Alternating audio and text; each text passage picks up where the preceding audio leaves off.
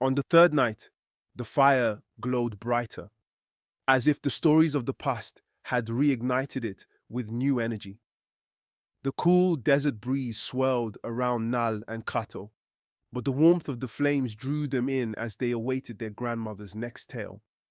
Her gaze was thoughtful, and her voice carried a deep reverence as she spoke of the Himba women, the backbone of the tribe. These women were not just caretakers, they were guardians of tradition and life itself, ensuring the future of the tribe by honoring its past.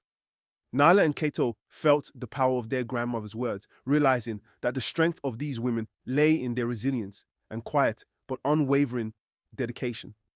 The fire danced higher, alive with the spirit of the women who had upheld the tribe for generations, leaving a lasting impact on the children's hearts.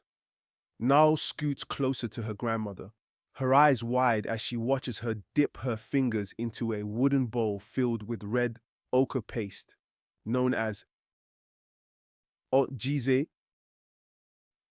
Slowly, with practiced grace, her grandmother applies the ochre to her arms, mimicking the daily ritual of the Himba women. The earthy scent of the ochre fills the air, a mixture of earth, smoke, and a faint sweetness of butterfat. Kato, sitting cross-legged beside them, is captivated, his eyes fixed on the smooth, purposeful movements of his grandmother's hands. The women of the Himba are the keepers of our tradition. Every day, they apply this ochre to their skin, not only to protect themselves from the harsh sun, but to remind themselves of their roots, of who they are and where they come from. But grandmother, do the women also herd the cattle like the men? No, my child. Herding cattle is the duty of the men. But do not be mistaken. The women are just as strong.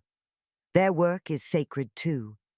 They raise the next generation, care for the children and the elderly, and ensure that the home is always warm and welcoming. Without them, the tribe could not survive. Himba women are known for their striking beauty, but it is their strength, resilience, and dedication that truly define them. Their glowing red skin, protected by Otjize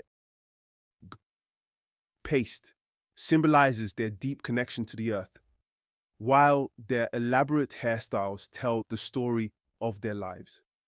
Each braid and ornament, whether made from shells, beads, or leather, reflects important milestones, whether they are married, have children, or their status within the community. These adornments are not just decorative but carry deep meaning, marking the women's journey through life.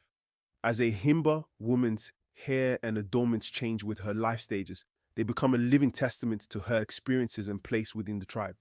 Nala and Kato could almost picture these women, their dignity and pride shining brightly under the desert sun, each carrying her history with grace.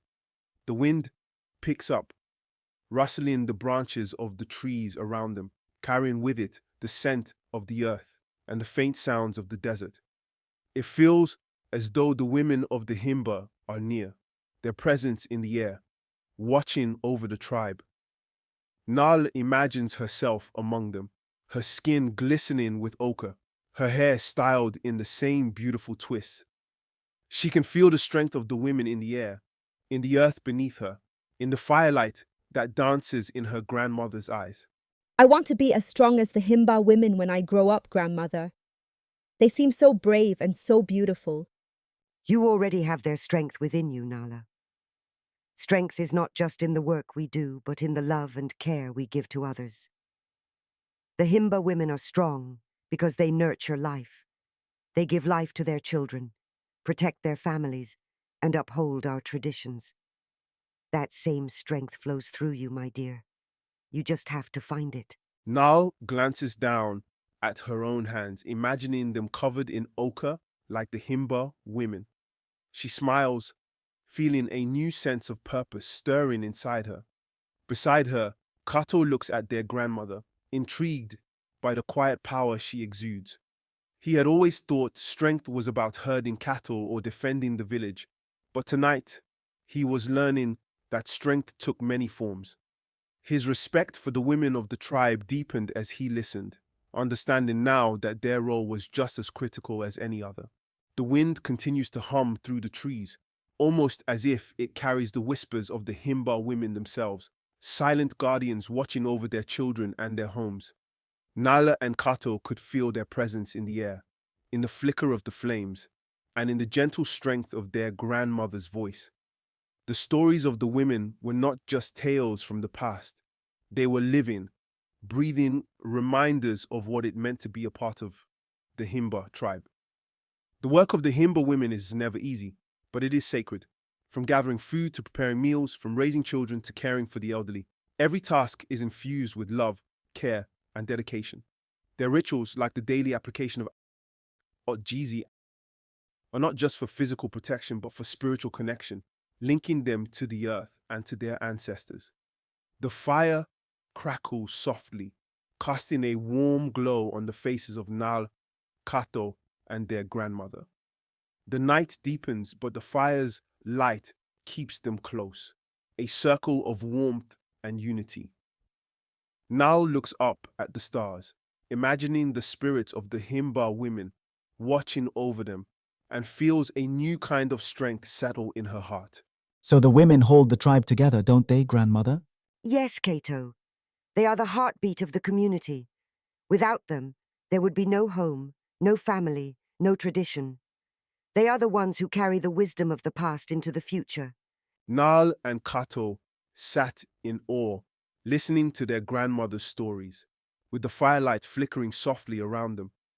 The tales of the Himba women were more than just stories.